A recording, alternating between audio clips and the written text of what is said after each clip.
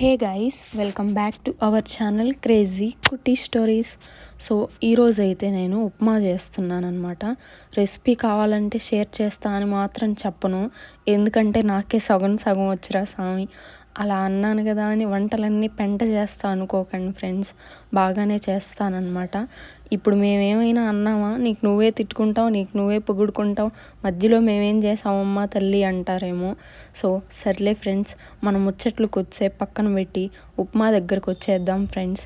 ఇంకా వన్స్ నేను video start చేసినానంటే ఇంకా దానిపైనే నాకు ధ్యాస అనమాట. నేను చేసే వంట ఇంకా గంగలోకే, ఏం వేస్తానో ఏం వేయను అనేది మాత్రం పట్టించుకోను. ఉప్మాలో కరివేపాకే వేయలేదు ఫ్రెండ్స్. సో ఇంకా సరే, దాని గురించి పక్కన పెడితే ఇంకా పక్కన నుంచి మా లడ్డు బాబు ఎత్తుకోమా ఎత్తుకోమా అని అంటానే ఉన్నాడు. ఉప్మా చేసే అంచోపు నాకు ప్రశాంతతే లేదు ఫ్రెండ్స్. ఎలాగో ఒకలాగా ఉప్మా అయితే రెడీ అయిపోయింది. సో ఇంకా దానిలోకి అయితే చట్నీ చేశానమాట. చట్నీ ఎందుకంటే లడ్డు బాబు కోసం అనమాట. చట్నీ ఉండాల్సిందే, మ్యాండేటరీ అనమాట. వాడు ఉప్మా తినకపోయినా చట్నీ తినేస్తాడు, అలా ఉంటుంది లడ్డు బాబుతో. So finally it's tasting time అనమాట.